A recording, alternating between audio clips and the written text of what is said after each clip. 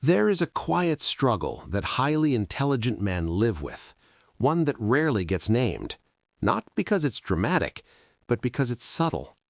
You move through rooms without trying to dominate them. You listen more than you speak. You notice things others miss, and somehow, without ever intending to, you make people uncomfortable. Not because you're arrogant, not because you think you're superior, but because your mind doesn't operate at the same speed or depth as most conversations around you. Stoicism understood this long before social media, long before modern psychology put labels on it.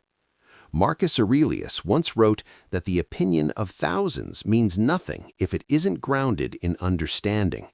He wasn't dismissing people, he was protecting his inner clarity. Because intelligence doesn't always announce itself. More often, it withdraws, it observes, it waits. And that restraint confuses people who are used to noise. One of the earliest signs is this: you see patterns before explanations arrive. You notice cycles in behavior. You sense motives before words are spoken. You recognize outcomes while others are still reacting to inputs. Most people live inside the moment. You stand slightly outside it.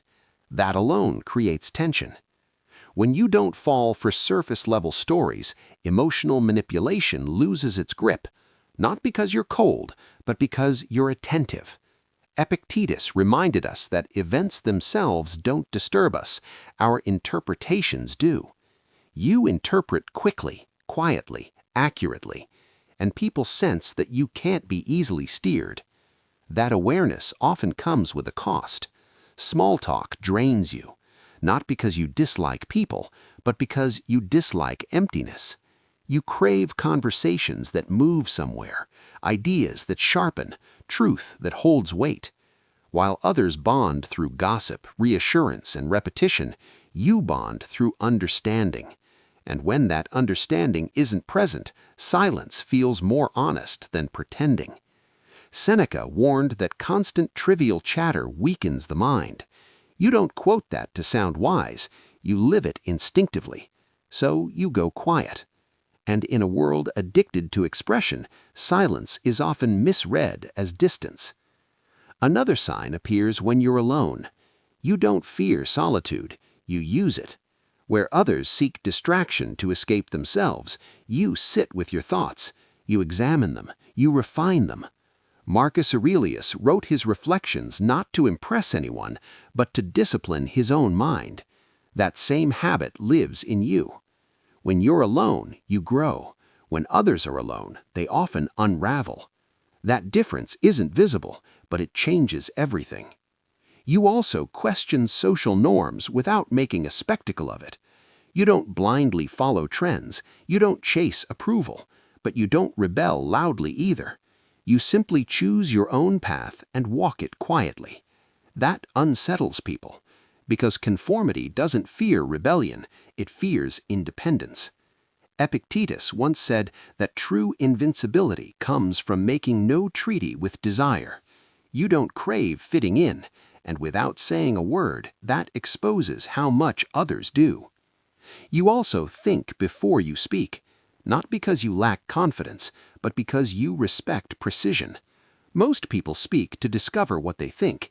You think until the unnecessary falls away, and then you speak. That creates presence. And when you finally do say something, it lands heavier than noise ever could. Some listen closely, others feel threatened. Because clarity doesn't compete, it cuts. And those who survive on confusion don't like being seen clearly. This emotional discipline makes you difficult to manipulate.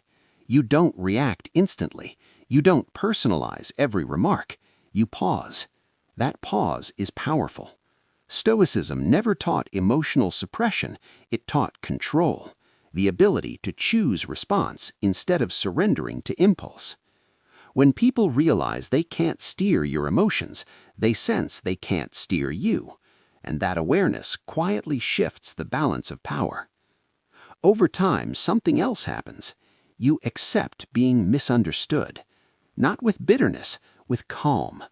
You stop explaining yourself to people who aren't listening. You stop correcting every false assumption. You let consistency speak instead of argument. Seneca wrote that delay is the greatest remedy for anger. You apply that wisdom to life itself. You don't rush to be known. You don't beg to be seen. You allow time to reveal what words never could. That calm confidence is rare, and rarity is often misinterpreted as distance. Being intelligent in a shallow world isn't easy. It can feel isolating.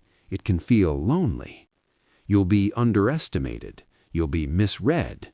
Sometimes you'll be judged by people who have never truly seen you. But remember this: depth is quiet but powerful.